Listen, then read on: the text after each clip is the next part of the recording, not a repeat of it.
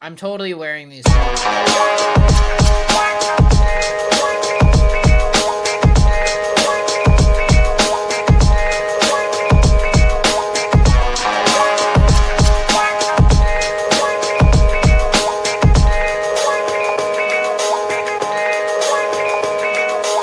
Unsung narrative, young dumb American, arrogant, throwing fits, ripping shit, tearing it, imperative. Then I'm killing this mic no matter where I live. These derelict rappers acting a fool, this embarrassing is flagrant. That's the nature of this entertainment, and we can't even change it. Guilty before arraignment, now the system tainted. But when we speak, they all laugh at us. And y'all wonder why I'm lacking trust. Trying to fight a giant with attorneys that can back them up. That's church versus science, both sides start acting up. I'm late on my assignment, hopping up a mile high, climbing, obviously never silent. New alignment, I'm defiant, cannot describe it. Used to describe it as a young graffiti artist. Before the beard, I always got carded. At every bar, even though my bar has been the hardest. The scars on my face said I ain't always been the smartest. But I'll show you where my heart is. I said I'll show you where my heart is.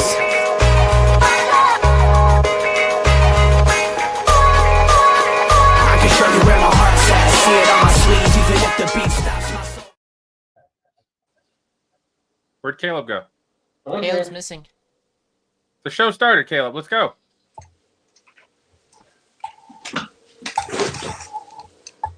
This guy. Next time, tell me you started. It was 7:30. The music was playing. Next time a warning. Ladies and gentlemen, welcome to another episode of Sports Nonsense and Whiskey. Somebody else, help me out. Jesus. Freaking amateur. You guys are amateurs. You sit here and you bitch and moan for and then you just randomly start the show. Just randomly. Okay. Not random. It was at 7:30. 7:30. You were Tuesday. We might have a good show on our hands, We're gonna guys. have a great show. Woo! This is gonna be awesome. Oh. How are we doing, fellas? Good. Oh, Good. excellent. It was a great weekend of football for the most part. Robert looks like the sun is shining, and he's just... I'm chilling, man. I've been first off, I was getting a lot of shit from all of my friends and family about wearing Seahawks gear. I'm like, you know why I went? Why? Like, I'm still a Broncos fan at heart. Like, come on. So I have to show up and show out today to make sure that everybody still remembers I still support the Broncos. I'm glad you brought that up, Robert. I think that's a great thing to talk about for a moment. It is very aggravating. I do get, there's a couple people that do not understand the whole idea. I mean, the idea behind the football trip is really just to go have some fun with friends and family in different cities around the country. 100%. 100%. The football is just kind of a reason to go. Yes. But then it's also like there's just something about going in gear for that team. Like, we could have all just walked in with black t-shirts or whatever, right? But it's a whole different environment when you are dressed like the people. Yes. Caleb, what do you think? No. And yes. I get the idea of wanting to experience a home stadium as a home fan and see what that atmosphere is like. But you're talking to somebody who sat in the epicenter of the student section at CU for a Nebraska game wearing red. But that makes sense. I enjoy wearing my team's colors in somebody else's atmosphere. So it's depends. Like, is my team playing in that game, or are you just going? But now, I think people who, like, as a Broncos fan, if I went to Seahawks Stadium and wore a Broncos jersey when they're not even freaking playing. Well, no, you don't do that. That's what I'm saying. So again, it depends. Your situation's not quite valid. That makes sense. If you go to LSU, did you listen to what I said before? I said what I gave two scenarios. I said it depends on the situation. If you're going there to enjoy the home atmosphere as a home fan, then yeah, you wear the home fan's team. If I'm a fan of the other team, I'm going to wear my team's colors in the opposing stadium and be good with it. Now, that's also why the first year we started this, we actually did go to Nashville and watch the Titans play the Broncos, and I did wear Broncos gear because they were playing the Broncos. And that was the moment I said, wait, I don't want this to be about the Broncos. Plus, we lost. Thank you, Russell Wilson. Plus, we lost. So it was like, I don't want this to be part of the trip. I want to enjoy the game. And all the other times we've gone now, we've worn that home team, and that home team has won. We're good luck. I just think people are like so tribal, right? Our teams are like, we're part of that tribe, and it's hard for us to get out of that, tribal instinct, I guess. It'd be some people have a hard time with it. Not You gotta do something about this 2-in-1 box and PFT's sunglasses double showing. It's killing me. My eyes can't focus right now. We gotta do one box for now or throw up a graphic because there's too much movement on one screen for me. I don't know. I don't think I'm seeing what you're seeing. I just see Robert. It's fine. You don't see like your second box over here? No, I hit it. You can hide it. Oh, so only we see it? So it's just messing with me like that? There should be an option for you to hide it. To the left, bottom left, above our pictures. Because I hit it because we've got a new program now that on YouTube, our show is now broadcast horizontal and vertical. So if you're watching on a phone, you can watch it perfectly. Interesting. Vertical. Okay. Well, I'm all sorts of discombobulated this fine evening. All right. It's okay. So let's jump into our first topic. We were going to talk some NFL. I think it's a great time to check in on the playoff picture. Let me share my screen. And Robert, what sticks out on this graphic? The Chiefs are missing. Dun, dun, dun. I was going to go with the Broncos are number one. Let's go. I mean, yes. The Chiefs are missing from this graphic, so I think we should definitely talk about that too. I mean, I was mainly thinking about Andy when I said that. Love you, Andy. You're the awesome. You're the best. But I am happy that they are not in the playoff picture at the moment. The dynasty is falling apart. So, let me ask Caleb this, since we didn't watch the game together. What were your leaving the Chiefs Broncos game? What were your thoughts?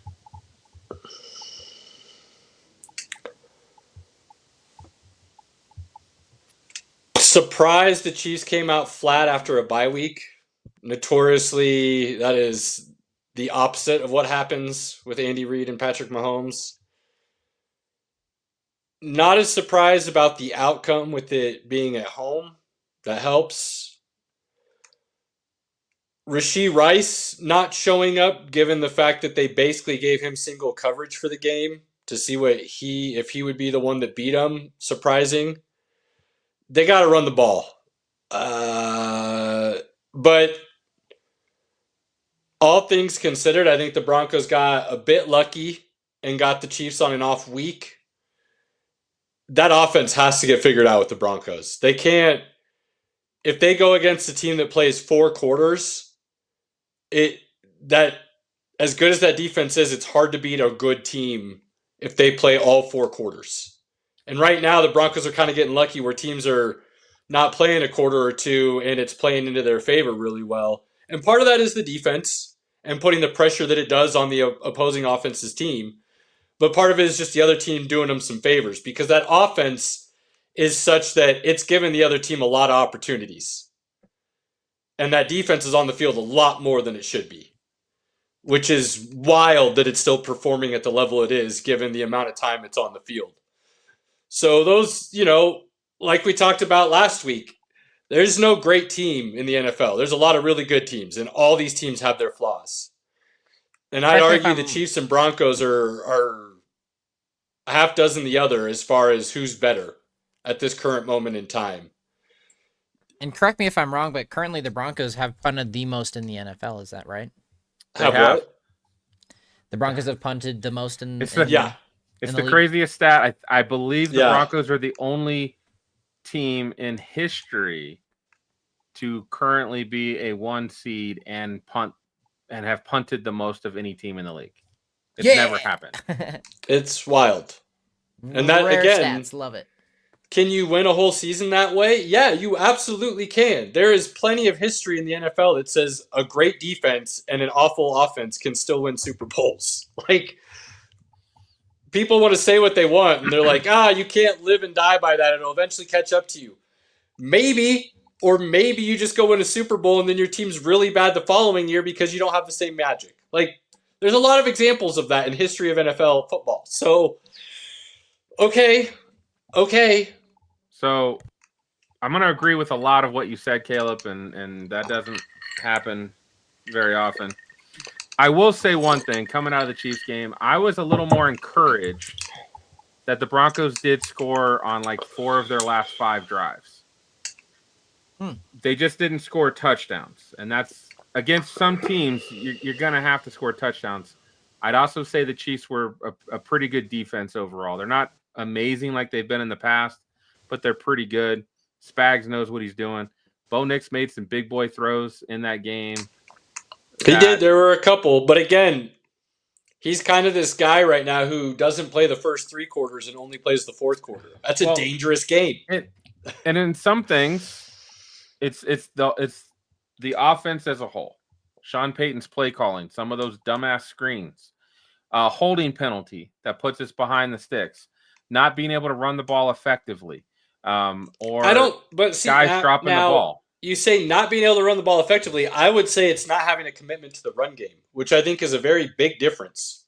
I think before the fourth quarter started, I think I saw a stat that it was something like their offensive plays in the second half, maybe it was the game, I can't remember. It was like 13 runs to 26 passes. Like that's not a recipe for winning football usually. When you're throwing twice as much, like you go back and look at league averages, I believe the winning formula right now in the NFL is somewhere in the neighborhood of 60-40 pass to run. And if you go beyond that, you're usually in a lot of trouble. In the entire time that I've been on this show with you guys, I feel like I can really say this with good authority. You run the freaking football, and that's how you win football games. Period. And if you're not running the football game, what are you doing? You can't get the play action. He's so grown up. He's so grown up. Yeah, it's come a long way. It's nice. It's fabulous. I did something. You're right though, and I think that's again we've talked about Denver's flaws. That's a major part of it. KC right now sitting outside the playoff picture is interesting, but look again, like we surprisingly enough are not surprised by where the Chiefs are, and we still have them making the playoffs. I still have them making the playoffs. Like a lot of people are like, oh no, they're not going to do it. I'm like, look at their schedule. I have the Colts and Chiefs to me, I do think is a coin flip. We actually have them 5-5 right now. Did we really? The one projection we might have gotten right in all our years. Dude, you need to out of nowhere. We actually have the Chiefs 5-5 right now. You need to take a picture and post that. Like we're about to have them go on a bit of a run. Beat Indy, beat Dallas, beat Houston. That's what we're projecting. I love this. I'm not as confident in the Colts one right now, but they're definitely beating Dallas, and they're definitely. You want to. No. We'll get there. But we'll get there. Yeah, 5-5 right now. So we're not surprised by this. We have the Chiefs in the playoffs still. We had them finishing 12-5. Well, they still get the Raiders, they still get the Chargers, and they still get the Broncos again. Yeah, don't we play them in a couple weeks? We play them on Christmas. That's right. Month. So we should get together again, Robert. On Christmas? Yeah, it's Christmas. It won't be till Christmas evening. Okay, we'll talk. I'll be available, probably. Lily's always welcome to my house, of course. Yeah, we actually projected them to win out from this point on. 7-game win streak is what we're projecting them at. The only game on their schedule I'm even concerned about is the Colts. Other than that, I think they'll win. The Cowboys' offense, any given week, if they show up, will make it tough on anybody. But their defense is still bad. Well, let's move into Dallas then while we're at it. Defense looked pretty solid the last couple weeks. Addition of Keenan Williams, pretty good.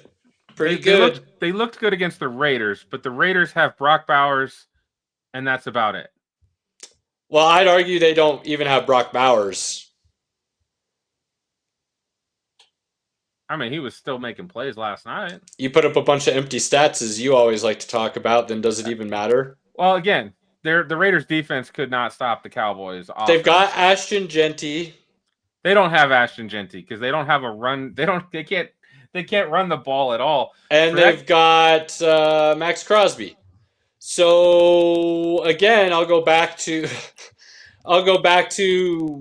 luxury picks when you don't have a team built yet. I talk about that a lot. And Bowers and Genty were both luxury picks when you didn't have a team yet. If Jim Harbaugh took over the Raiders this year, like Pete Carroll did, and he had the 6th pick in the draft, what would he have done? O-line. He would have picked an O-lineman. Then he would have traded up for another one in the first round, and that's where he would have started his first year in the NFL with that team. I don't get it. And everybody's like, well, Brock Bowers is the best tight end in football, and Genty, he's just not being used right. I'm like, cool. None of that matters if you don't have an O-line and a quarterback to get them the ball. Luxury picks. If you don't have an offensive line and a quarterback already, getting the other things are usually not worth your time at that point. I would build it the complete opposite way, but whatever. Let's get back to Dallas. I still think that defense, even with Quinnen Williams, is still not going to be very good. I think that defense can get to close enough to middle of the road where that offense makes a run, and they very much are in contention for a wild card by the end of the season. I don't see it, man. I don't see it. I'll take it a step further, Pinky. Depending on how this weekend plays out, they might still win the division with the way Philadelphia is playing.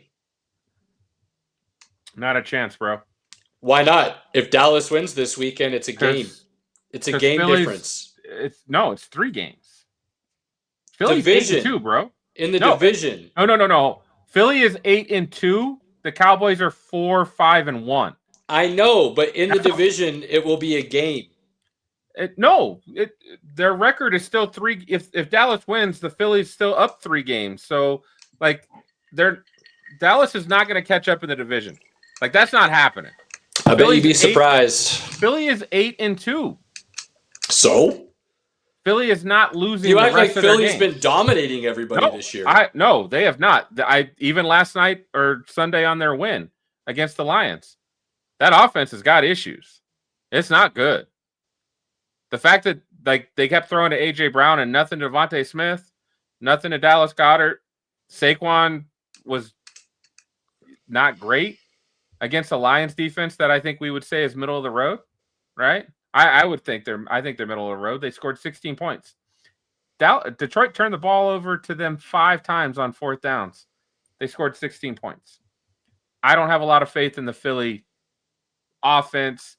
I still think they're going to win enough games to still win the division because Dallas is in such a hole. That's the problem. Dallas has to completely win out, which I don't think they'll do. Philly would have to lose out for that to happen, Caleb. I just don't see Philly losing out. I think they still play the Commanders. They still play the Giants. Maybe actually, I think they may already played the Giants twice. They're going to play the Commanders. They're going to beat the Commanders. They're not going to. That's just not going to happen. Dallas wild card. I would consider that argument, but there's a lot of good teams in front of them right now. Sure, there absolutely are. And that's the NFC West. Literally is like, hey, we're all three of those teams they're going to make the playoffs. All 3 of those guys. I won't go that far. San Francisco still, they have so many injuries. The fact that they're still doing what they're doing is a bit of a surprise. Where they're at, I could see it catching up to them eventually. I'm not saying it will. they still have talent and they're still a good team, but oh my gosh, the amount of injuries they have, they're playing on a razor's edge right now. So to say all three of those teams will make it, I think is a bit premature. I do think San Francisco, with Brock Purdy back, the offense will be better. The defense is still playing okay. I think they're going to make it. Let's talk about the surprise. Chicago. Like, I literally did not even until I saw the graphic, I think, on Good Morning Football that they were 7-3. I was like, what? Like, I went back and I looked at their schedule. And I was like, shit, they are 7-3. Yeah. Like, winning some close games, playing decent football. You would also say Caleb Williams still has not played amazing football.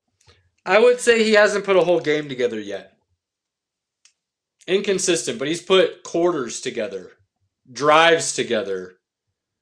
You're starting to see it. What I believe is a progression of learning within the Ben Johnson offense, which is, I mean, if you're a Chicago fan, you got to be thrilled because there was a point in time there where you had to be at least in the back of your mind thinking potential bust and absolutely the curse of that position within that organization's history. So I mean, I would be hopeful if I'm a Chicago fan based on what I'm seeing. What I would be upset about, and I think that's putting it kindly, is a defense playing as terribly as it is with as many draft picks that were spent on high-end talent and completely underperforming.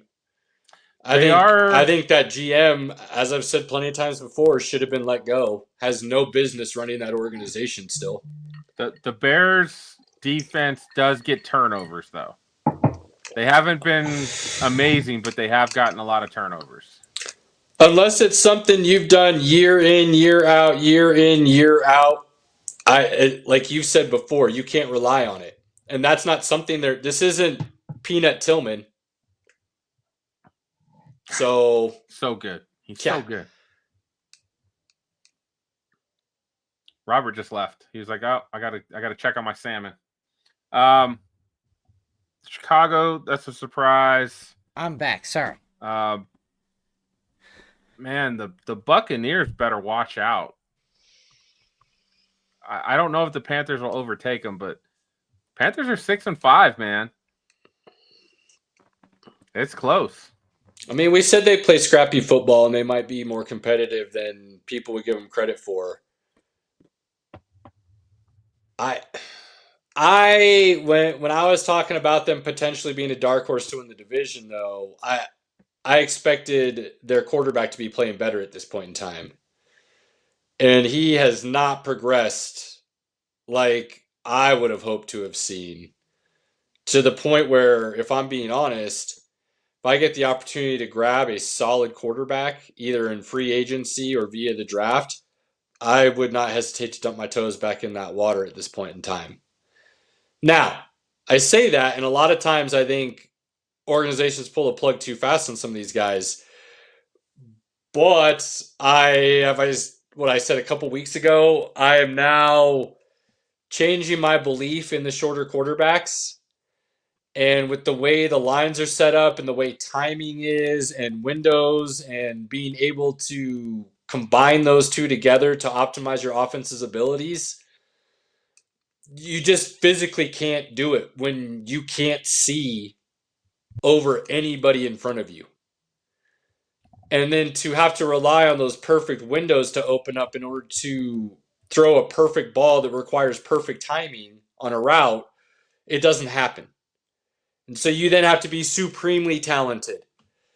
And I don't think Kyler or Bryce Young are talented enough to overcome it at this point. They can be good quarterbacks, but maybe not great quarterbacks. They might have good years, but they're not going to have great years. Like, they're not guys I want to pay $40 million to. I just can't $50 anymore. million. I can't.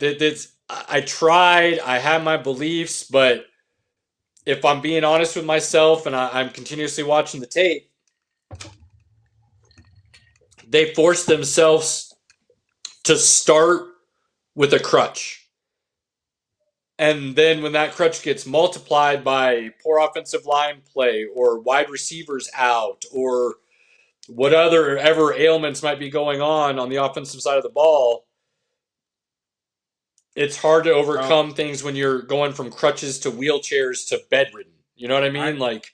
I would almost say that if Kyler Murray would truly use his legs more, I think for a season, he could have a just monstrous season. Well, what you need to do is honestly, what they should be doing, in my opinion, is you should be running a lot more under center.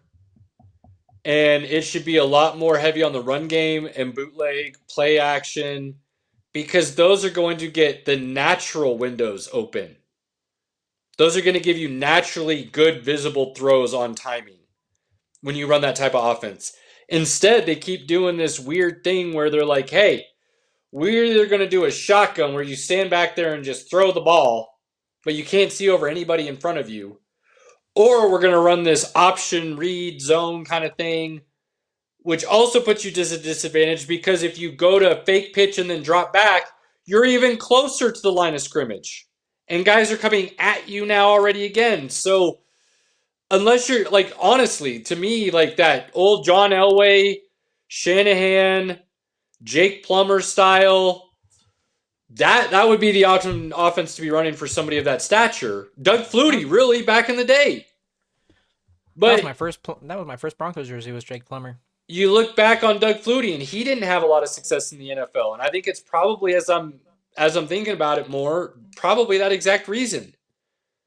And so if you're constantly having to get outside the pocket to make plays, you're already at that point basically playing backyard football. And then you're just hoping you have more talent. And Kyler and Bryce Young don't have more talent around them than the other teams they're going to be playing if they want to be in the playoffs, right? So Tampa's probably going to get in, but boy, their injuries, they lose a couple more and they could be in for some really big trouble. They're on their fourth string running back. They're missing their top 3 wide receivers coming into the season. They're missing 1 or 2 offensive linemen now. They're struggling. They are struggling for sure. Let's see, what else? The Rams might be the best team in the NFC. But I'll caveat that with, I think that Sam Darnold game was a one-off. And they still almost had a chance to win the game, even with him throwing 4 interceptions. Bro, if a guy throws 4 interceptions, you should have more than 21 points. And it was a 61-yard field goal, which in today's NFL is very makeable. They could have lost that game. Could have, but even with Darnold giving up 4. That defense is really good with the Rams. It is. And we talk about the Broncos winning because of their defense. I don't think the Rams defense gets maybe as much credit as it deserves at this point. Going into that game, everybody's talking about Seattle's defense. I think the Rams defense should get some more love. I think that front 4 is dangerous. Yeah, that And what happens when the front 4 can put pressure on a great quarterback, Pinky? They can fold. I am more intrigued on the NFC playoff picture than I am the AFC. The AFC side, I'm at the moment, I think the way that this looks right now, Buffalo is ready. Buffalo is ready for a playoff run, and Buffalo will be more than happy if somehow KC doesn't find its way into the playoffs. Well, I'm gonna pop and burst that bubble right now because I don't think Pittsburgh's going to be in there, and I don't think Jacksonville is going to be in there by the time it's all said and done. I think that's going to be Baltimore and Kansas City. Now, whether they're favorites to go on a run at that point, I don't know, but I think that's... So, Jacksonville at least holds the tiebreaker against Kansas City because they beat Kansas City. So, there's that. The Chargers still hold the tiebreaker on Kansas City at the moment because they beat Kansas City. And Buffalo holds the tiebreaker. But I would agree. Baltimore's getting Pittsburgh out of there. Baltimore's definitely getting into the playoffs. Especially since Rodgers now has a fractured wrist who's still trying to play on it. Well, it's because it's his non-throwing hand. So if he can basically take the handoffs and handle the pain, it can be done. And notice how I didn't say anything about the Chargers or the Bills being out. I'm not sure about that. Chargers a lot. So you discussing them as having tiebreakers over Kansas City, fine, that's cool. I think they'll both be in there at this point. I have no complaints there. I just don't see Jacksonville is so inconsistent. And like we talked about earlier, we've got Kansas City going on a run to end the season. I don't see Jacksonville being able to hold on. And they're not winning the division with the way Indy's playing, so they're not going to get in. Chargers are interesting because, boy, do they play down to the level of their competition. Somebody told them they're playing Jacksonville, and it was the 2016 Jaguars or whatever, and they're like, cool, we got an easy week. And then they go out there and lay an egg. That Jaguars defense was giving it to Justin Herbert. I mean, that offensive line is real bad right now. They were hitting him a lot. Sounds like Omari and Hampton will be back after the bye week, so that boosts that run game. They still have some weapons to throw the ball to. Dude, they've got great weapons. So McConkey, Allen, and Johnston. I gotta believe with where they're at on their record, they will find a way to win enough to get in. I just don't think Jacksonville will. And the way Pittsburgh's been playing this year and the fact that it very much looks like Baltimore's going to go on a run with the way their schedule ends here, like Pittsburgh's probably going to be out too. Yeah, no, I don't think Pittsburgh's not making it. They're not making it. It's just not. I don't see it happening. The tides have definitely shifted from the AFC being the division of dominance to now the NFC being the division of dominance. To me, at the moment, Buffalo and Baltimore, like that's the AFC Championship matchup. Baltimore's got to get that defense figured out still. They're playing better. They had injuries, I understand, but boy, they gotta get things figured out. I am not worried about the offense. I think Lamar, Derrick Henry, the boys will get it figured out and go. Now, in this scenario, if Baltimore takes over, gets the 4th seed, New England is able to keep Buffalo out of the division. Buffalo-Baltimore in the first round. That'd be brutal. That'd be baller. I mean, it would help.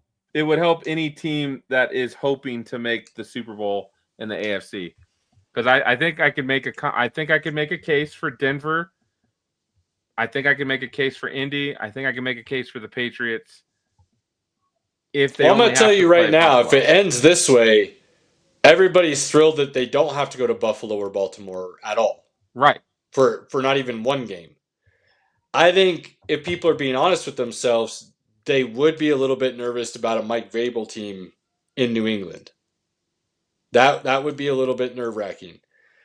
I don't know how nervous teams would be with Indy having to go into Indy, just for the simple fact that you've seen enough of Daniel Jones to know if you can truly make it about him and shut down Jonathan Taylor, you might be able to put yourself in a position to win. That's the tough part. I could say the same thing about Seattle with Sam Darnold right now, right? If you shut down their run game and you force it solely on Sam, there's a history there that is probably your best chance to beat those teams if you have to play them at home. So I think nobody wants to go to Denver during those months. That's history proven. And I think with that defense, nobody would want to see that. So right now, they're not thrilled with the idea of Denver being the 1 seed. I don't think anybody would be thrilled about having to go to New England. I think everybody would be thrilled that you get the chance to not have to play in KC, in Buffalo, or in Baltimore. Look, you don't want to go to New England or Buffalo or Kansas City in January. It's cold, it's miserable, and you just don't want to do it.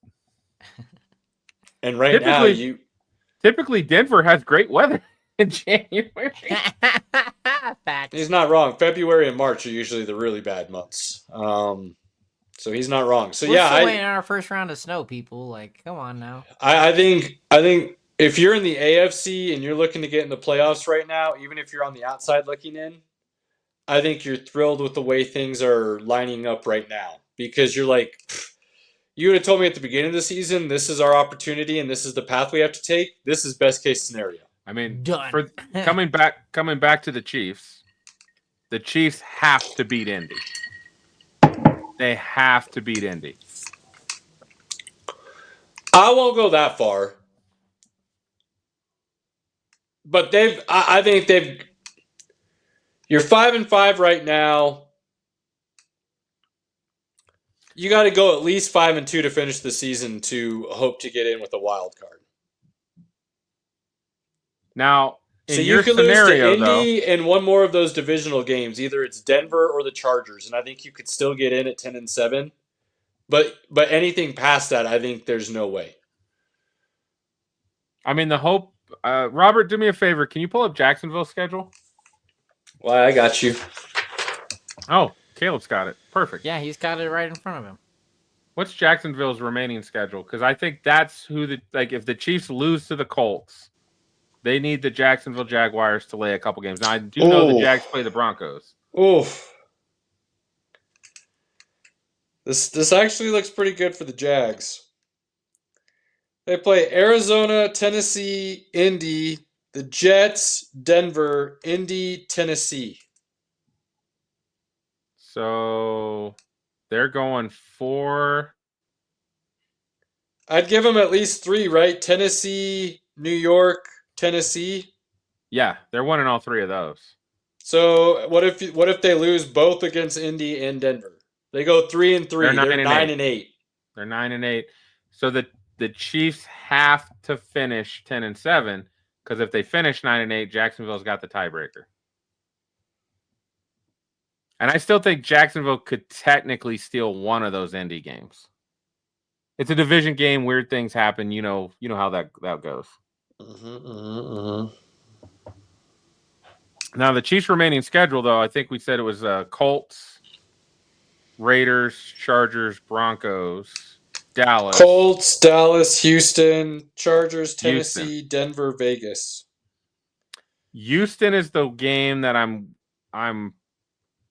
not as... That Houston defense is pretty awesome. It's pretty legit. It's one of the best defenses in the league.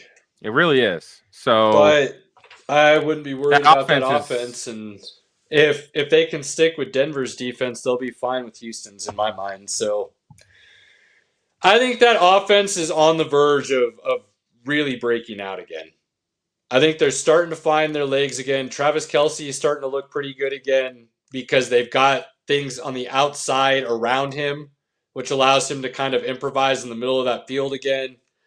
I just think if they can get any semblance of a run game going, that offense is a ticking time bomb. It's all about the what was I going to say? It's all one of the things that's going to Andy Reid has got to run the damn football. Kareem Hunt was averaging over 5 yards a carry against Broncos. He only carried the ball like 11 times. Yeah, I was gonna say like 9 times. It was not good. Like it doesn't make a lot of sense. I look. It's ridiculous. I don't want to beat a dead horse. You know how I feel about that. So, but yeah, I think I do believe Jacksonville and Pitt will be out. KC and Baltimore will be in.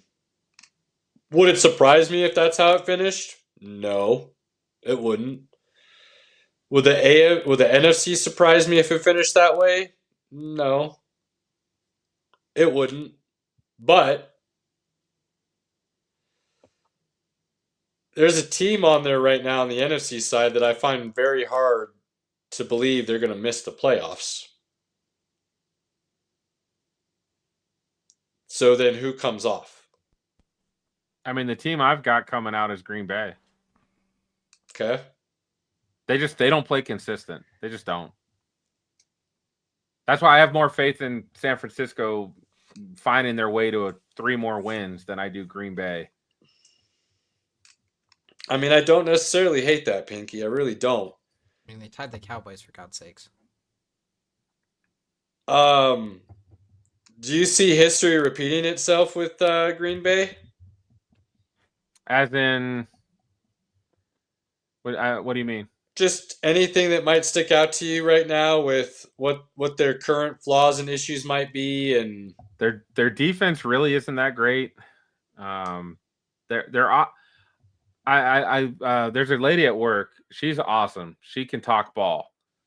She's a Green Bay Packer fan, and we'll talk ball. And I was like, talking it through with her, I'm just like, the Packers' biggest flaw is they just don't have a true alpha number 1 wide receiver. And I know you can get by without it. I know Buffalo gets by without a number 1 wide receiver, but they have Superman playing quarterback for them. do they though? Do they? Mm-hmm. Buffalo's got Superman playing quarterback. Yes. Do they that's get a by fact. without a number 1 receiver though? They're in the playoffs every single year. Yes. Okay. What's the difference with Green Bay then? They in the playoffs every single year. I mean, they're there. Matt LaFleur's been great, but he hasn't gotten them over the hill. They're there. Buffalo. They're there. But neither have made it to the show, so they both suck. Just saying, what do we always talk about with young quarterbacks? Give them weapons. Put talent around them. All of a sudden, these guys win an MVP and teams go, we don't have to do that anymore. Well, you should be able to do it. You're an MVP. Like, no. If they don't have somebody to get the ball to, they can throw a perfect ball. But if the dude can't get open or create space, the defense is always going to be able to break the pass up. If the offensive line is trash and can't open up running lanes, then they're always going to be able to run at the quarterback and rush the passer. Like, these seem like simple concepts, but teams continuously make the wrong choices time and time again. Why do you think Patrick Mahomes was successful? Because he had talent around him. A really good defense and weapons on offense. Tom Brady didn't win because of Tom Brady. He took pay cuts for a reason. He renegotiated his contracts for a reason so that they could build the best talent around him. No, they may not have because he's Tom Brady. They may not have had the best wide receivers or the best running backs year in and year out. But what they did have is one of the best offensive lines a lot of the times. And Tom Brady. And then they had great defenses. Buffalo's not doing that for Josh Allen. They're just not. Like, their defense isn't great. Their offense outside of James Cook isn't anything. Whatever picks they did spend, Keon Coleman looks like a bust. Dalton Kincaid doesn't look like he's all that great. Could it be play calling? I don't know.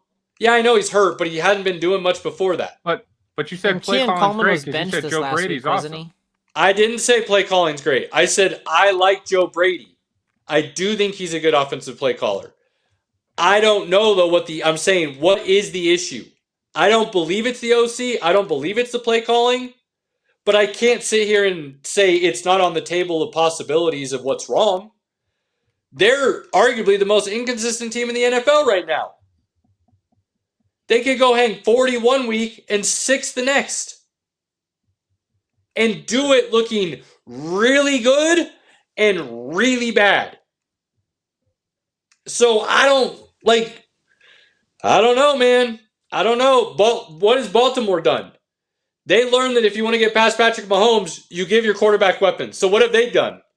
Tried to give Lamar Jackson weapons.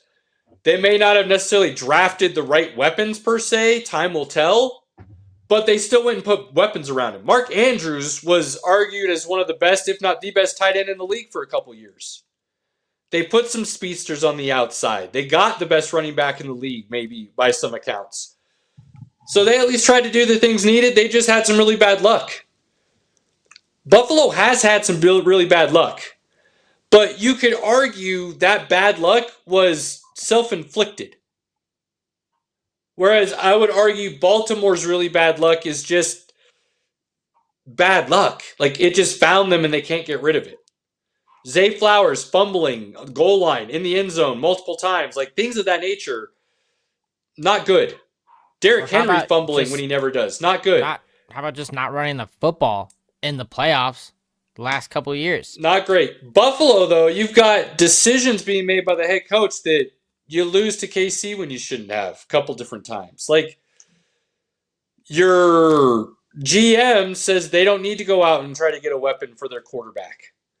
And then you see some of these guys move and you're like, you could have had him and you didn't even ask? You didn't even think about it? So I don't know. And I feel the same way about Green Bay. I mean, those wide receivers, they are doing Jordan Love no favors this year. None. They truly are. And then he lost Tucker Kraft, which was really his only secure weapon, who is having arguably the best tight end season this year in the league. Josh Jacobs goes out now. I don't know. I could see Green Bay not making it at this point, and I picked them to win the division.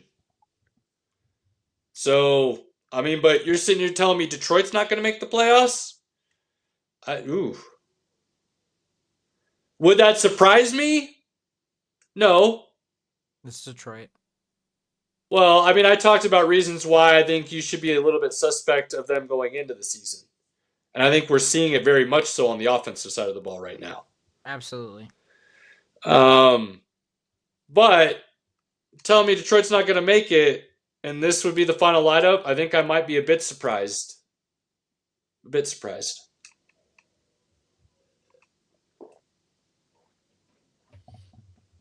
Robert, what's one thing that you find pretty intriguing about the way that this looks right now?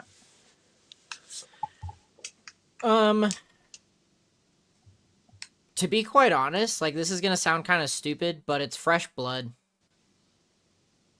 I feel like it's a different atmosphere. There's actually something to be excited about instead of who are the Chiefs gonna play, right? Like, I'm genuinely excited because this season hasn't gone anyone's way. No matter which way you look at it, it has not gone in any particular favor. Again, I'm totally in shock that the Broncos are 9-2. For God's sakes, Caleb, what did we have them at right now on our list?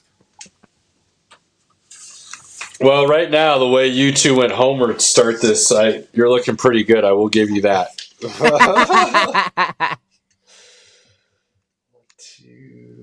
3, 4, 5, 6, 7, 8, 9-2.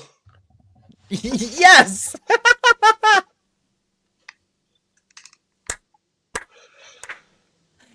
Oh man, I love it. We may have gotten there a little bit differently than what we projected on that list, but I think you got to admit that's pretty good, Caleb. Awesome. You got to admit, because I'm pretty sure you called us out on that. Like, you guys are being a little too homerish. Yeah, like, that's not going to happen. I didn't agree with a couple of these wins. I didn't agree with a couple of them, but yeah, 9-2. I love it. The wins I didn't agree with were more in the back half of the season. So after this, so the 9-2 start, not that far off as far as what we might have agreed upon. I love it. But now, 9-2. I mean, at least the way things have been going. Back half, I'm Commanders. That's a win. Raiders. That's a win. Chargers are still tough. But that O-line is not as good as it was when we played them earlier. Washington, Vegas, Green Bay, Jacksonville, KC, Chargers. I see a lot of ways to win those games, in my opinion. Let's do it. I don't know if we win out. But no, we have them losing to KC at KC. Christmas Day. Yeah, we're losing that game. I do feel that. Definitely, you're going to be favored in the Washington game and the Vegas game. They'll be favored in the Green Bay game because it's at home. I bet that's like a 2.5 because they won't want to give the field goal. Probably call it 2.5. That'll be a coin flip game.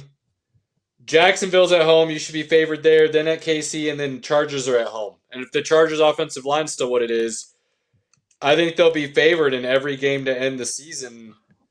Maybe even the KC game at KC, even if it's only like a 2.5 again.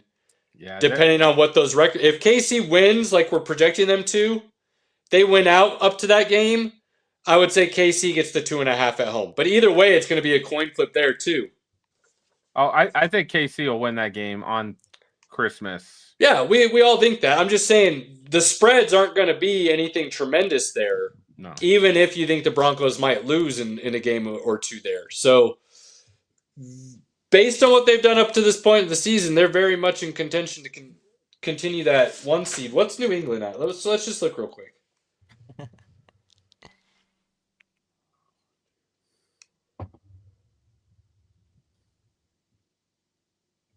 What's See, the rest of their schedule? we had them 5 and 6 right now. Mm. So from here they go Cincy, the Giants, then they get their bye. Then they play Buffalo, Baltimore, the Jets, and Miami. They're gonna lose to the Buffs. They're gonna be 13-4. They'll beat Cincy, they'll beat the Giants, then they get their bye. I would say they lose to Buffalo and Baltimore. And they're gonna win the last two. Then they'll win the Jets and Miami, so they get 4 more wins. Yeah. So the Broncos, if this holds out, they have to basically do what they're doing to finish a game up. I don't know what tiebreakers look like in that scenario if they both finish with the same record. I don't know. I'm not going to go deep enough right now to see who's got the better in-conference I'm not sure record. why the Broncos have the tiebreaker at the moment, because their 2 losses are against the Colts and the Chargers. So I'm assuming the Patriots' 2 losses have to be against similar. Yeah, it's just there's so many things that start going into that. I'm not gonna. But No. I wouldn't. You stay a game up and you're in good position at that point. So that probably I think holds true. You say I'm crazy for thinking Dallas could go on a run and catch Philly in the division. Is it improbable? Yeah. I don't think it's out of the realm of possibility, though. Given the way Philly's been playing, given the insanity that is the NFC East, and the just wild things that have happened over the last, 21, 22 years, they've not had a repeat division winner. Dallas all of a sudden looking good makes that even more interesting of a topic all of a sudden. But I would be surprised if Philly finishes in the NFC 1 seed. They can turn it on at any time. So no matter where they get in the playoffs, they could easily all of a sudden flip a switch, be the best team, and make everybody look foolish. They have that much talent on that team that I think they are. If you're looking just on paper, I don't think anybody competes with Philly's roster. If you're looking just on paper. But you got to go play the game on the field. And for whatever reason, they don't want to go put 4 dominating quarters of football together right now. So I could see them finishing in the 3 or 4 seed and then going on a stupid run and repeating. Sure. I would be, at this current moment, though, I would be surprised if they finish as the 1 seed, especially with, just let me look again, because the Rams are what makes me interested. They play Seattle again, too. The Rams get Tampa at home, Carolina, Arizona, Detroit, Seattle, Atlanta, Arizona. 3-3? 3-3? Really? I think Seattle can win that game. I'll give you Seattle and Detroit. I think they beat Tampa the way things are going right now. They're playing Tampa this week? At home. Yeah, they probably beat Tampa. If Tampa was if Bucky Irving's back, it might help. But yeah. Not like Sean Tucker played bad last week. That was not the issue of why they lost. I mean, Josh Allen went freaking God mode. Is why they lost. I'm just saying, Tucker went off for 170 yards and 4 touchdowns or something stupid. Yeah, it was pretty. So whether Bucky Irving comes back or not, the running back isn't why they're not winning games. Is all I'm saying. I wouldn't just. I think that's more of a coin flip game than a dominant Rams win. That's fine, but you would still favor the Rams, is what I'm saying. I would probably favor the Rams, yes, but I wouldn't be shocked if the Bucks win. The Bucks are a good team.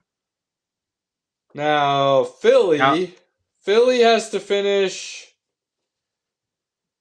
So that's why I said this weekend's a big game. They're at Dallas. They lose that game, I think everything can be in play. I just don't think they're going to lose to Dallas. That's fine. And if they don't, I will come on here and be like, yeah, Dallas is probably out. But again, I'm caveating this. I'm qualifying it, right? Dallas has to win this weekend to make things become interesting. If they don't, then fine. I think it's potentially a very likely possibility, though, with the way the defense slowly seems to be getting better every week, and that offense is best in the league if it wants to be. But Caleb, what do you want? I want Dallas to win the division. That's not happening. That's That's disgusting. not happening. I like chaos, my guy, and I have no rooting interest one way or the other for either of those teams. I can. So you give me chaos, and I am all for that. Oh, So they finish Dallas, Chicago, Chargers, Vegas, Washington, Buffalo, Washington. Well, they're going to win 3 of those for sure. So they'll be 11. That would be at least 11 wins. So the Cowboys, if they win out, still can't catch the Eagles. What's the Cowboys' record right now? 4-5-1, I believe. I can look. Hold on. Let me look. Eagles, Cowboys. 4-5-1 is the Cowboys' record. So if the Cowboys win out, 1, 2, 3, 4, 5, 6, 7. 6. They have 8 games left. Wait, sorry, 7 games left. So if they win out, they could easily win the division. That's set. Well, now that's 7. But I don't see the Eagles. The Eagles are going to win at least 3. They'll win. If the Cowboys win out and the Eagles only win 11, the Cowboys win the division because they have 1 less loss. That tie would give them the division, be based on record. Technically, but thankfully they're going to lose this weekend, so we won't have to worry about it. Look, all I'm saying, I'm trying to give the people some scenarios, some possible fun things to pay attention to, and Pinky, as usual, wants to poo-poo on all the fun. Only plays what-if games if it's on the good side of Denver. I'm gonna wet blanket that all day. Cowboys are not beating the Eagles. All right, we got to move on. I think there was some college football you wanted to talk, Caleb. So. Was he prepared for that? Well, I just thought based on the time, next week we really need to discuss because we're going into the final weekend of the season. So next week we really need to have a conversation, set aside time. Thanksgiving week is rival week, isn't it? Yeah, it's the game. It's a lot of Army Navy's the week after. The playoffs we'll be looking at set. The league championship games, which are probably going to be going away as soon as maybe next year. There's a lot. So we need to set aside some time next week. I will say this. I've had some pushback, shall we say, on social media regarding who I said was the Heisman finalist as of last week. Yes. Now look, anybody that talks about this should know one thing. It's a fluid week-to-week conversation. So if you're going to come at somebody and talk about it like it's an end-all, be-all, and it's not consistently evolving, probably going to be hard to have a conversation from there to begin with. Ty Simpson probably took himself out of the running after last weekend's game. That loss hurts. Yes, he did. Alabama didn't look good. Awful. I'd be fine with you saying Ty Simpson's no longer in the running. Cool. I had some people say the two best players in the country are not even being discussed. And Jeremiah Love and Jeremiah Smith. Why does that not sound right? Jeremiah Smith is Ohio State, right? Wide receiver, but that doesn't sound right. I mean, that is him. Okay, good. They might be the two best players in the country. They're not playing the best this season. So this idea that, Well, everybody knows they're the two best players. Well, then put up the numbers that says you're the two best players. Don't come at me with Jeremiah Smith when his quarterback's in the running. If his quarterback's in the running, why aren't you in the running as the top wide receiver? Put up some numbers that justify you being invited to New York. I've had people say Mendoza's win is against Penn State and that late comeback isn't necessarily something that should put you over the edge. That is exactly what a Heisman moment is. It's the final drive. You either go down and score a touchdown or you guys lose the game to an unranked team that's about to upset you in their home field and rush the field. 90,000 people descending on you. Your playoff hopes crushed. You go down and lead that drive 80 plus yards. You throw that dime in the end zone to your receiver who has the catch of the year. Those are what Heisman moments are. So Mendoza stays in. Plus, Indiana might be the best offense in the country. They might be the best team in the country. And he's arguably the best player on that team. So yeah, he looks good. He gets an invite. Julian Sayin is putting up crazy numbers. How he's not considered one of the front runners, I don't understand. He's leading arguably the best team in the country, maybe the best offense in the country, and putting up stupid numbers doing it. I think Rodriguez titled this Caleb's rant. Rodriguez out of Texas Tech, linebacker, having a great season. He's not. If Sue didn't win back in the day, being obviously the best player in college football, it's going to be hard for a linebacker who gets some tackles to win the Heisman. No defensive players winning the Heisman. I'm year. Calling it. Not any year. It's not happening. It will happen again. It will happen again. Not anytime happen. Soon, probably. It's never going to happen. Well, Travis Hunter won last year, and you could argue he's a defensive player. That's what put the cherry on top for him. Well, I mean, a lot of people argue he was a cornerback daylighting as a wide receiver. So I think it was the other way around because he had top 5 stats as a wide receiver. You know how I feel. I'm just trying to play a little devil's advocate. Regardless, could Rodriguez get an invite? Yeah, he might get an invite. Feels.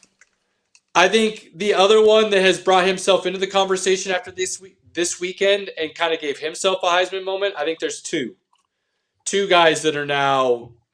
And again, they're 2 quarterbacks, but look, we've talked about it before. Do we like that it's quarterback award? No, but when you have the ball in your hand more than anybody else and you decide the fate of a lot of things, it's kind of a natural progression of you being the best player or the MVP. So other guys are going to have to do really outstanding things to overcome that. It's Chambliss, who I did talk about a few weeks back when I named like 8 guys to pay attention to, 9 guys to pay attention to. That Ole Miss win and comeback, I think puts him back in the conversation, especially if they could look at potentially winning the SEC. It would not surprise me if he could get enough votes to win the Heisman. And then, I'm drawing a blank on his Reed. Crap. Reed out of Texas A&M. They had a comeback as well. They're looking like they could potentially win the SEC. They're having a really great year. He's leading them to do that as well. So I think those 2 guys have now jumped into the conversation. I think Simpson jumps out. Now you're looking at 4 guys. I would say Fernando Mendoza is probably your front runner, if I had to guess.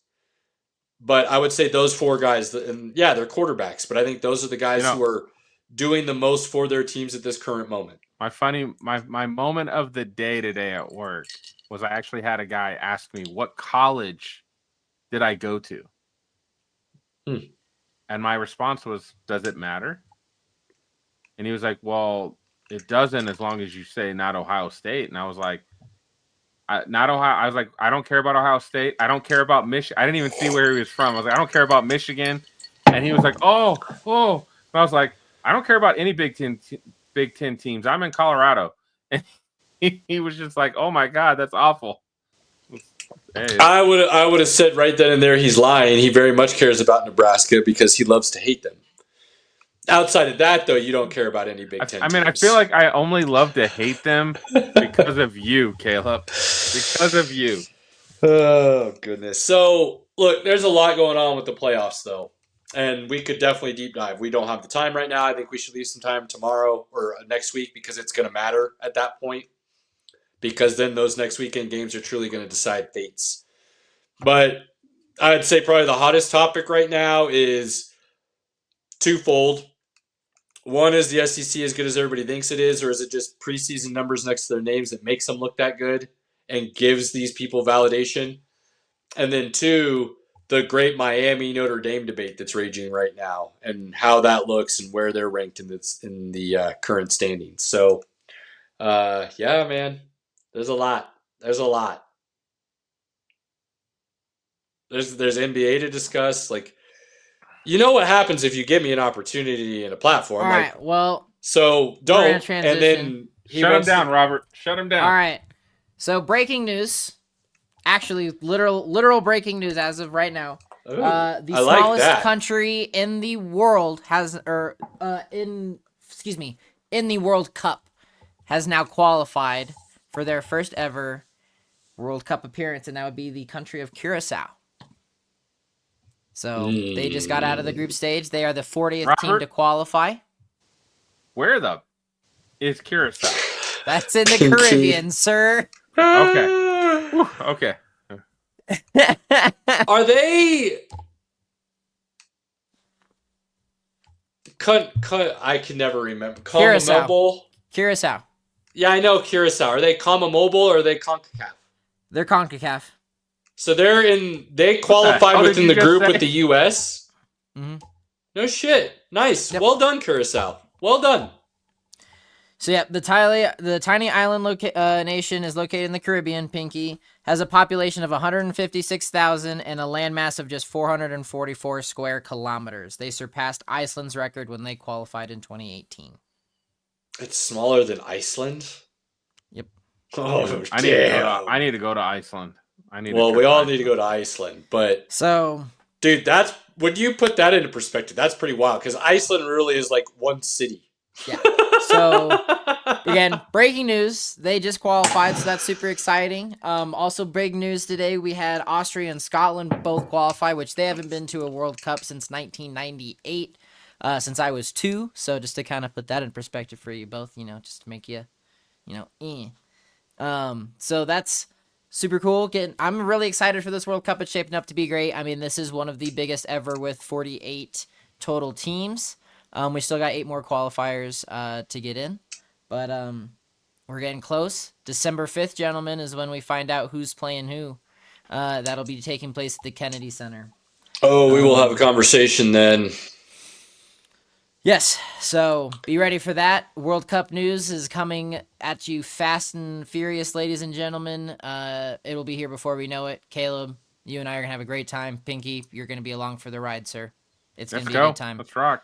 I'm just literally, to be quite honest, I'm waiting for all of the games to be announced for the group stages, so that way I can take the day off for when Germany plays. Like, that's just what it is, because I'm not missing a game. It's in the U.S. I don't care. I'm so excited. I mean, disappointing is one word that comes to mind hearing you say that, but why are you saying disappointing? You're not German. Yes, I am. No, you're not. I mean, he's German adjacent at the very least. No, I'm German. Were you born in Germany? I have German ancestry. Dude. Were you born in Germany? I wish. Okay, so you're not German. I'm not going for the U.S. I never have. I'm just saying, Germany. You're American. So disappointing. Disappointing.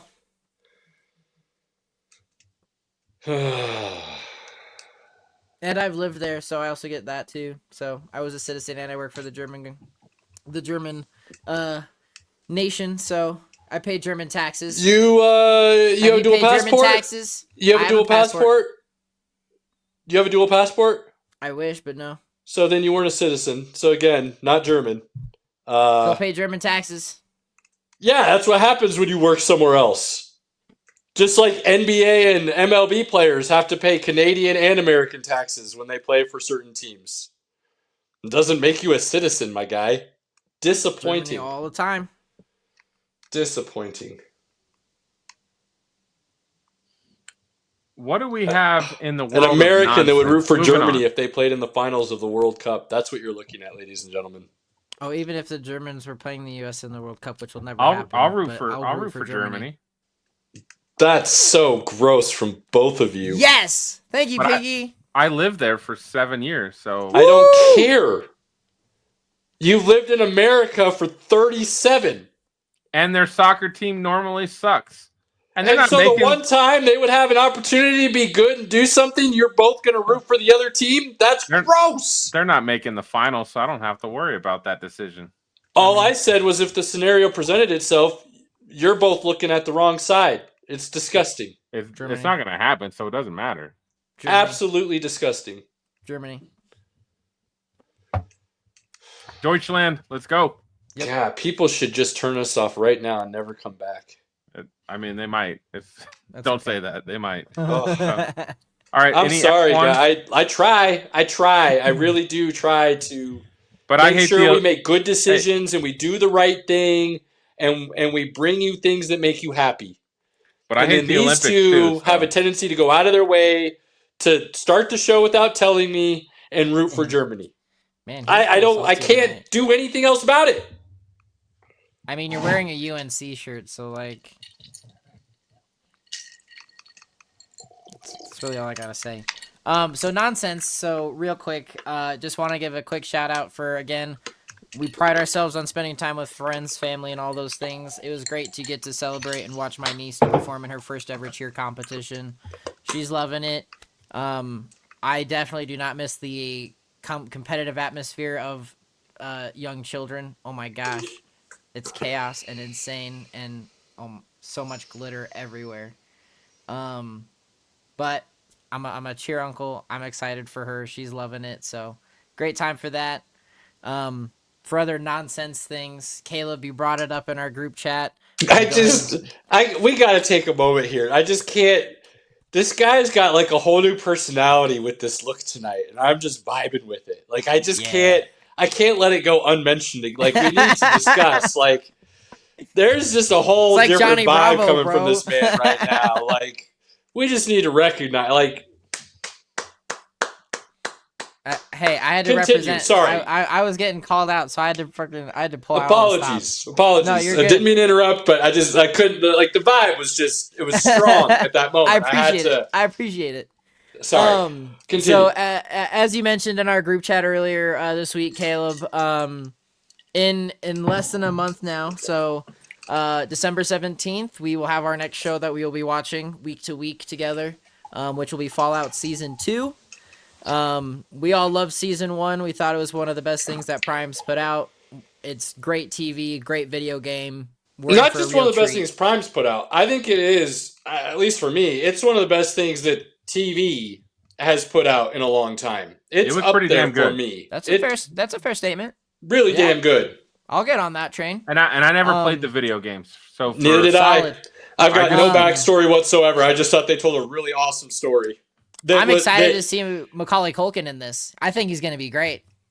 I mean, so far all their casting has been spot on. And I don't know anything about the characters, but just based on the way the story's being told, the way the characters have been written and the way they were casted, those actors are very much defining the roles in a way that make you believe what's happening.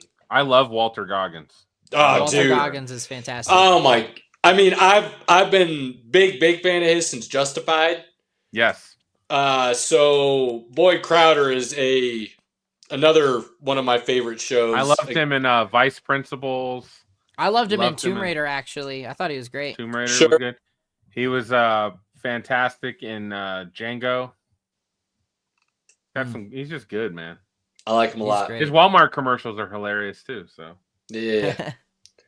So yeah, that's gonna be good. Yeah, no, I'm excited for that. A lot of good things. We're going to New Vegas, which we all kind of figured at the end of season 1, but now that we have it confirmed, it's gonna be great. That's one of my favorite video games of all time. So like I said, you guys are in for a great treat. It's one of my favorite settings. So really looking forward to that. Caleb, I know you and the little ones are probably gearing up to go see Zootopia 2, I would hope. I know I'm going with my niece here soon. I'm really looking forward to that because the first one was I think, a classic. It was I'm one a of the big, yeah. I mean, I'm a better big Disney Disney dude, movies me to and the have come wife. out. So, Zootopia um, is one of my, I really like it. One of the better new releases of Disney. I think it went insanely underrated because maybe it didn't have the soundtrack of like a Frozen or a sure. Moana, but I think it's better than both of them. Which we're gonna get to that. I'm glad you brought that up, sir. I was kind of So hoping you were going yes, to go there. actually, the wife Um, brought it up and bought my son and I tickets. So I'm gonna take the little dude and me, and we're hey, gonna go cool. check it out in theaters. Fantastic. No, So I that'll got to be figure fun. out when I'm gonna go with my niece. I think we're going next week with my dad's gonna be here. So, he and I are gonna go see The Running Man, and then we're then gonna go as a family to go see Zootopia. So, best of both worlds. It's gonna be awesome. Yeah, I'm excited to go back. I think that's a world that Disney could dip into quite a bit if they really wanted to, just because Zootopia is what it is. So there's a lot of stories that you could tell all within that same thing. Could be Absolutely, fun. absolutely. Which Caleb, you did bring it up, so we're gonna tackle this. This is one of my big nonsense topics for the evening, and I was waiting till we did the show to get your raw reactions. So Disney has finally released their first trailer for the live action Moana. We just got the sequel to the animated last year. When do you think Disney's overdoing it and milking it way too much? Because this trailer looks like absolute garbage CGI crap. I'm not a Oh, fan. all the initial I reviews don't. I've read are not good. Not good. I'm not a fan of this. It's way too soon. It's not warranted or needed. I think Disney's in for a very rude awakening when this comes out next summer. Disney hasn't done a live action remake that I've liked. Thank you. Not one. The only thing I'll go back with is that again, especially during the summer, people like to take their kids to the movies. It's going to make money, and that's all. Yeah, it will. It That's all absolutely it's will. about. And then it'll make money again on Disney Plus because everybody that didn't see it in theaters will see it, or the kids will watch it again. That's the beauty of it for Disney and making money. As far as redeemable content that's going to span over time, I don't think that's it. And I'll say it again. If they were truly serious about doing live action movies, they would make Treasure Planet and they would make it a PG-13 And Avengers world. Atlantis. And Atlantis. Atlantis has limitations. It could be a very good one-off movie. I don't think you make a world out of it. True. I think it has limitations in that regard. I think I it mean, could if be a you're looking very for awesome. profitability, then yeah. I think it Treasure could be a Planet. very awesome one-off movie. But again, if it's going to be a one-off, I don't want to see them do a live-action remake. The only reason to me that makes sense to do a live-action remake of a classic that you already made animated and what you're known for is animation. The only reason to do a live-action remake is if you're going to turn it into a world. If you're going to build a world off of it, then go ahead and do it. If you're not going to do that, I don't see the point other than just to bring in a bunch of cash instantly. And that's all they care about. And they are, I think, and we'll find out, because Moana was before shit hit the fan for Disney. That was in production and everything before shit hit the fan. It's since hit the fan, and they're realizing the way they were doing business isn't going to work. So I'm hoping that means Disney gets back to truly quality storytelling, which is and really more geared towards animation. Now they own all these other properties now that allow them to dip their toes into anything they want from G to R, right? So if they want to go do some more adult storytelling, what they used to kind of shy away from within Disney, and they kind of do it under some of their sub arms that people didn't really know was Disney brand. Now they could do it out in the open and run with it under the Fox label or whatever else and be fine. And they're never going to have to worry about, intermingling the two. But if they don't take these lessons and go, like I'm bummed because we're not getting the quality animation that we used to get from them. And then the live action that you're getting, and that goes for all live action that Disney's associated to right now. And I could argue this goes all the way back to Endgame. Isn't great. Which leads me to my final topic, Caleb. Our next live action Disney project will be Avatar, the threequel, which is clocking to be the longest Avatar, which they're already long as hell. It's over 3 hours. And this will also be our first supposed look at Avengers Doomsday. To be quite honest, that's the only reason why I'm considering going to go see this in the theater, so I can see the trailer. I mean, the visuals, even the Avatar water movie, the visuals are, I mean, fantastic. The visuals are fantastic, but the story's for me, just a little lame. It tells the same story as it does in the first one, just on water, and it doesn't. And there's too Well, much and of a this gap is- between movies. There's too much time. 1, 2, and 3 needed to be year. And James Cameron saying he had to wait for technology to be invented to catch up to film it the way he wanted, that's all bullshit. Because he had it when he did the first movie. I don't even care. Even if be more creative, James Cameron. Plain and simple. It's the same with Alita. The whole reason Alita took issue, like, does he make good movies? Yes. Do I think he's insanely egocentric and has issues trying to finish a story? Absolutely. And then he blames it on other things, and that creates all these issues. I'm excited for this Avatar. I loved the first one. Absolutely loved it. I don't give a shit if it's Dances with the Wolves retold in outer space. Don't care. It was super awesome, and I loved every moment of it. The concept, the idea, all really cool. The second one, I think, suffered from the fact that you had to wait so long from the first one for it to come out. It lost the connection of that story and what they were really doing. So it made it feel like it was the first one retelling again. Because they were on the run. Like that should have been, that movie should have come out right after the first one, so you had the intensity of that, truly feeling like this is a family on the run, and they're trying to stay hidden. It should have been done like the Lord of the original Rings. Terminator. Like, that's kind of what this should have felt like.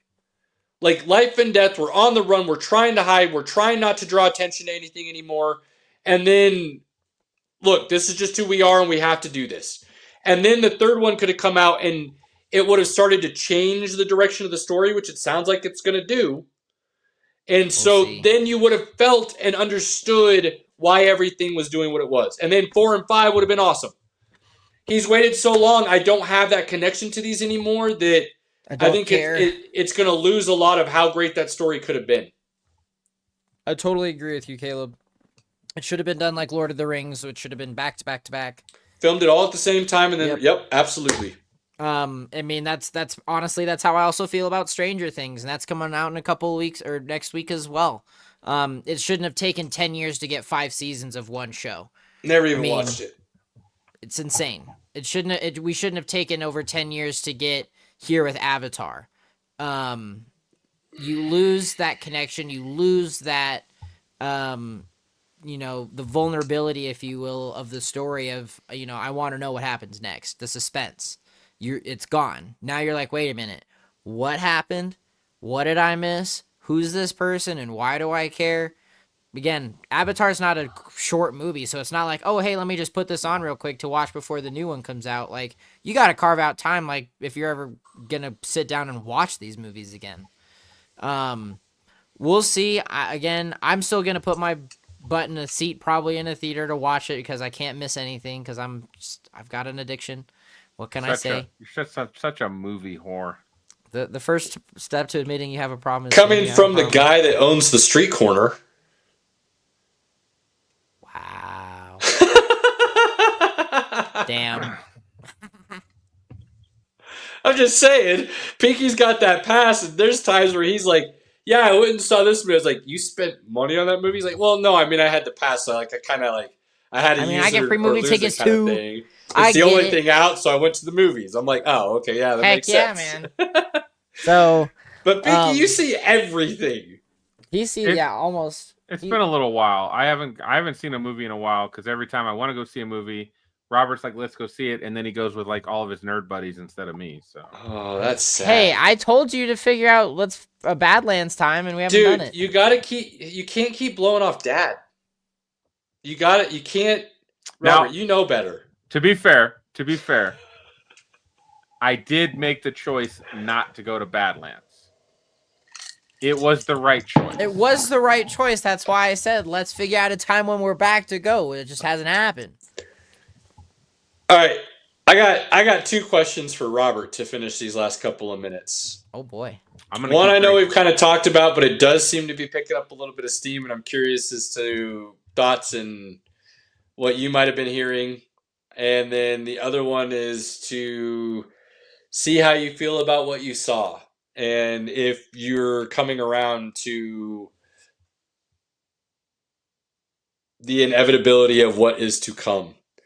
So, first off, Snyderverse. It's not happening. Saudis in serious play to buy, and if happens, rumors seem. Look, I know I don't have the sources that you do, It's not happening. and your sources are probably going to not say it because, based on what I've come to learn, I feel like your sources are.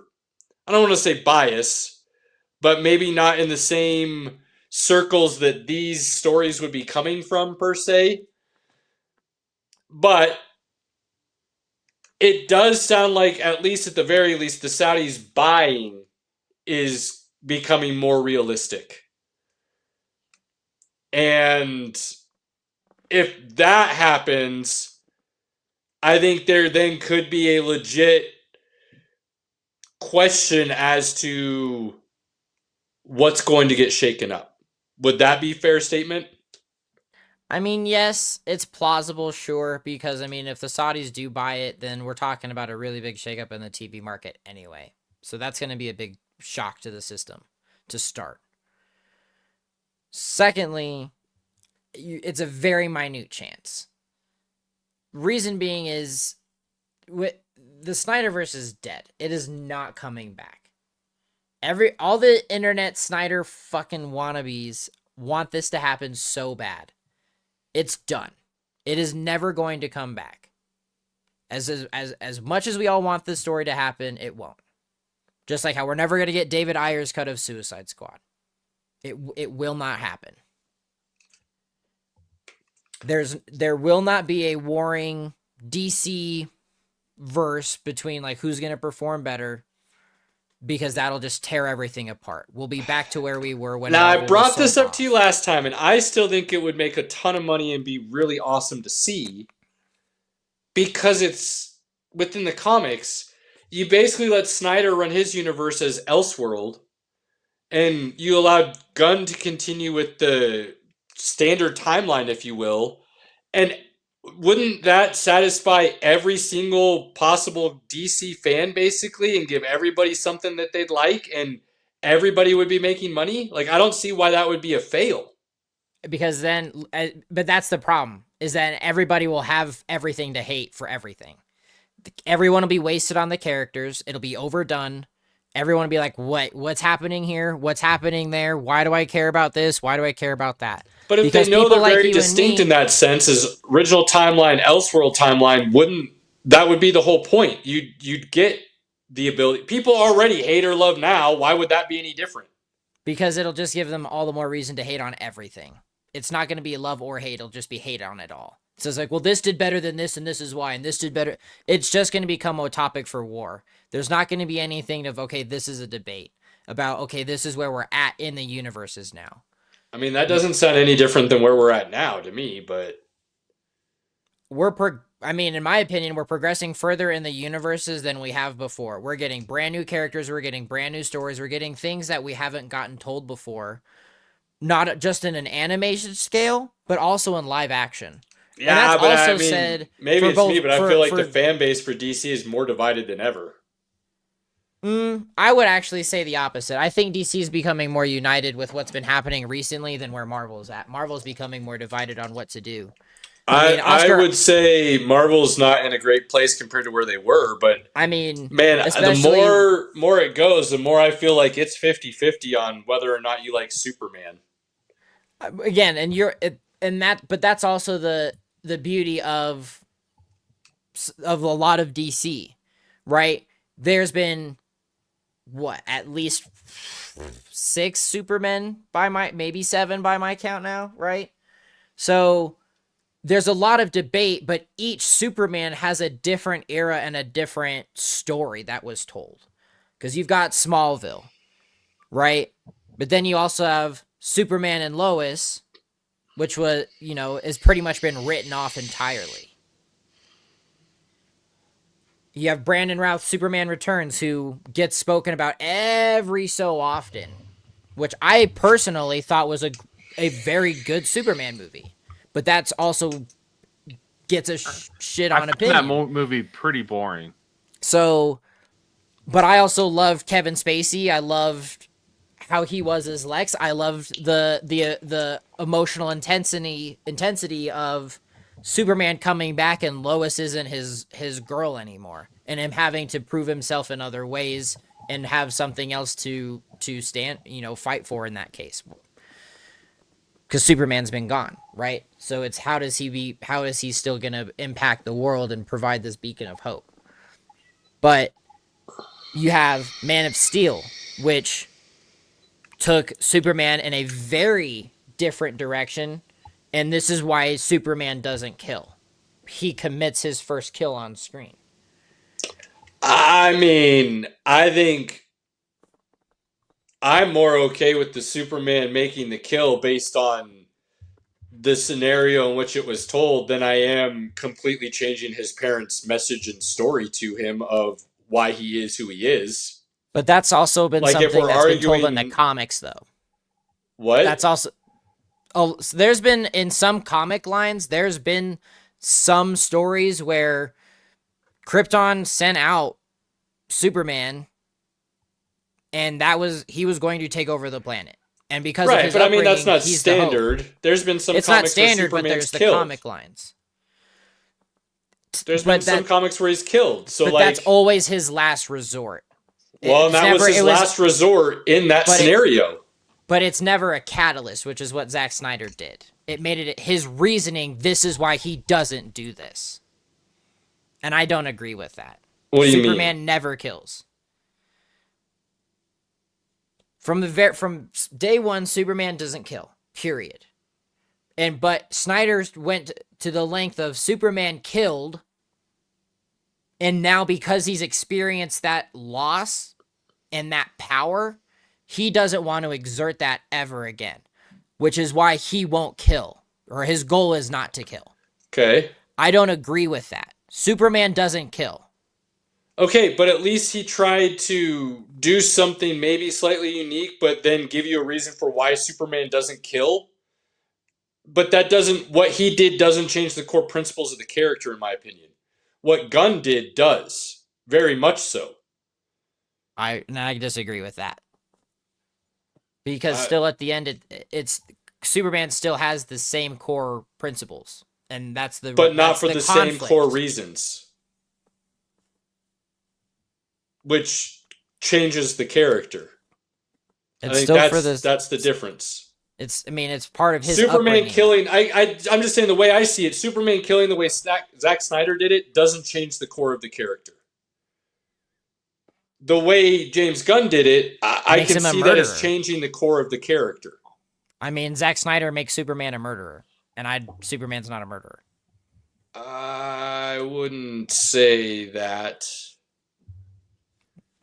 He was put in an impossible situation. I think that's the beauty of the way the story was written. James Gunn didn't have to write the story the way he did. He chose to. Very much so chose to. And I think to make the DC universe relevant, he's got to he's got to power scale down a little bit. Yeah, but you didn't have to do that the way he did it, is what I'm saying.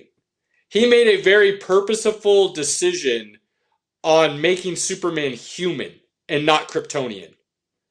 And the way in which he went about that, I think, changes the core of the character, who the character is. James Gunn basically is trying to remove that Superman's Kryptonian. I think that's why I see people having an issue with James Gunn's version of Superman. And less people... I feel like more people have issue with James Gunn's version of Superman than people have with Zack Snyder's version of Superman. I guess that's where I'm trying to go with this. So with that being said, I think it would be really cool to see something that's never been done before and have two quote-unquote competing universes, because if you're doing them completely differently in that way, I don't see why both wouldn't be able to excel and really could potentially wipe Marvel out in a sense. But to get something like that going, you're looking at superhero burnout, and no one's gonna give a crap. It's just Maybe won't happen. I mean, you're not wrong. That's possible. It's The stories would have to now. be have to be epic. You would have to do really well told stories, and you couldn't do overkill on TV. But like the way the Batman's kind of done, if you want to have a 2-year break in between movies, do a series that kind of connects everything in between. Tells a smaller story, but keeps you within the world. I think there's some ways you could do it. I just think,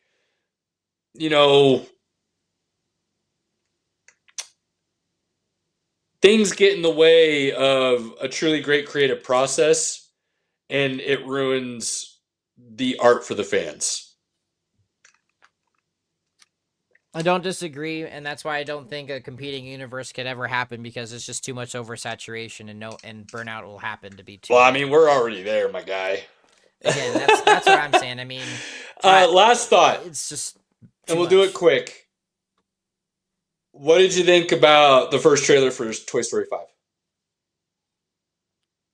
Dude, again, they should have stopped at 3. 3 was it. I can't. I just can't. I'm done. I didn't, 4 was good. 4 was really good. But 3 was it for me. I was done. I think that's a bummer, because they're still telling really good stories, and I think the trailer I'm excited. The trailer is an opportunity to bring everything full circle.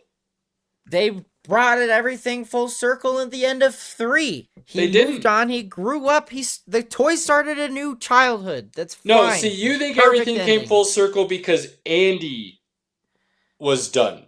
I don't need more. I think you're forgetting Woody is a family toy.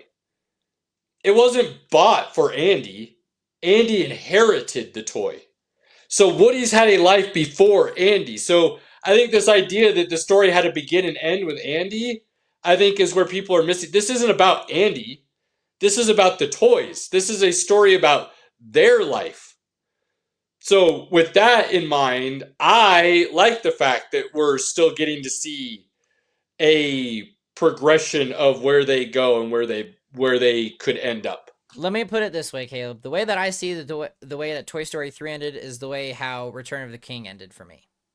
That's it. That was it. But Return of the King didn't end well.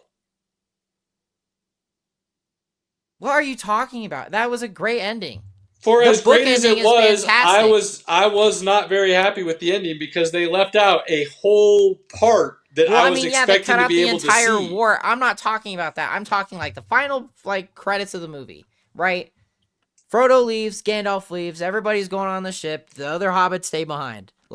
That for me was what Toy Story 3 did. That ending was perfect. Fine in a sense, but I don't need a continuation of that story. I don't yes, there are continuations in the notes, and I understand that. I don't need it told on screen or anything like that.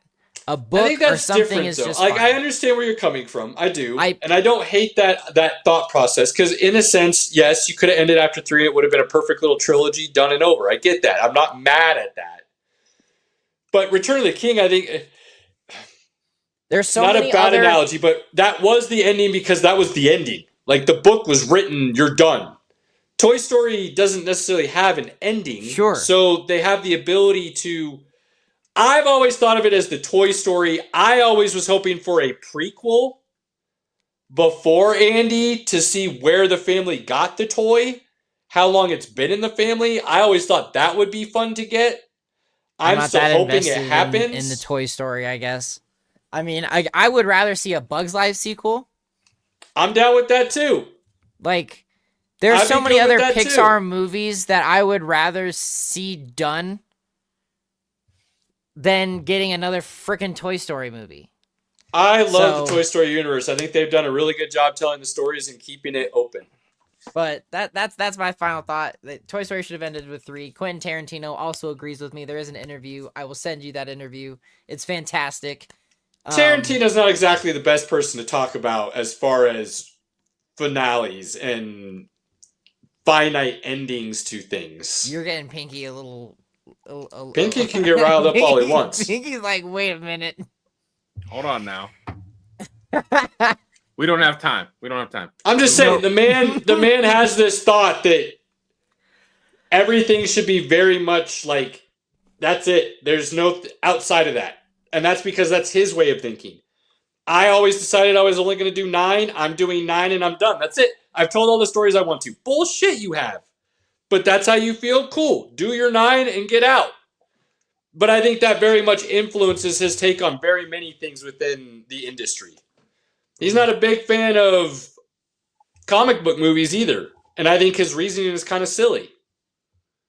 So while I might love his art, I don't necessarily agree with his thought processes on a lot of things. Just saying. This will be a topic for another day. This is a topic for another day. But I like this conversation, Caleb. I like this conversation. Write it down. I'm in. Should probably go back and watch a couple of those. I haven't seen Reservoir Dog in a long time. Oh, Yeah. So good. That's watch one I some need to of go these back and movies, and we'll watch. talk about why he doesn't like Marvel movies. I understand it, and I respect it. I think his reasoning is silly. I respect it. I think he's basically telling people what they should and should not like, and I'm not a fan of people doing that. As far as I'm concerned, Kill Bill is a comic book movie. I want to go see the re-release. So I'm going to go see the re-release. Tarantino can talk about his feelings on comic books all he wants, but as far as I'm concerned, he made one. So there's that. All right. Final thoughts, Pinky. Let's go. SmackDown on Friday. Let's go. 4 hours. Let's go. It's awesome. They've got so many good stuff going down. Robert, you're coming. We'll talk about it. I get to go? We're good. And then we got F1 on Saturday, boys. Let's go Vegas! And specifically, let's go Max Verstappen. Hold off McLaren. Do. Max Verstappen. Robert, did you have any final thoughts to add on to what you claimed were your final thoughts? It's a great sports season. There's a lot of soccer going on. There's a lot of football. There's a lot of exciting F1 things happening. I got to see Michigan State beat Kentucky today in a big game for basketball, so that was awesome. I loved that. Every night I've had a bunch of sports on all of these screens, and my brain can't process it all at the same time, but it's great and I love it, and it's a problem. Well said. And Like sunglasses what you make like. everything cooler. That's a vibe, my guy. Like what you like. Don't give a shit what anybody else says. Like, if you enjoy something, go do it. We're sitting here talking our nonsense for, half an hour about movies and whatever else we come up with, Dungeons and Dragons and comics and everything else, because we enjoy it. If you enjoy sports, cool. Go do that too. Obviously, we enjoy that. If you don't like any of that and music's your thing, art's your thing, painting, whatever, go just enjoy what you enjoy. And don't Enjoy worry about life. what other people are telling you should or should not bring you happiness in this life. That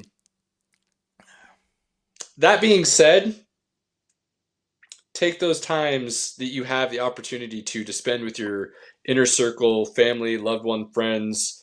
Blood is thicker than the water is bullshit. Remember, the true saying is the blood of the covenant is thicker than the water of the womb. So don't let somebody tell you just because they are this and that to you means that you have to then be this or that to them. Respect yourself, love yourself, and then find the circle that shares those values and makes you better than who you were previously. Until then, please like, follow, share, hit the buttons wherever they are on these screens. We cannot thank you enough for the support. You got topics you want to discuss, hit us up. Socials, you can find us everywhere. Till next week, Tuesday rolls around. Cheers. Peace. Later.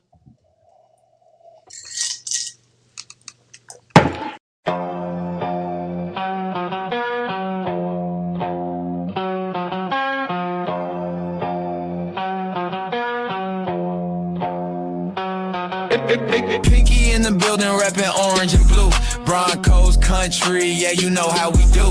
High take so wild, you remember the name. From college ball to the pros, Caleb spitting game. Robert here, the pop culture plug. From comics to racing, pour the drink in the mug. Sports, nonsense and whiskey, yeah, bold talk. Good laughs and a glass in the air. Sports, nonsense and whiskey, right? Kick back, tune in, take a wild side.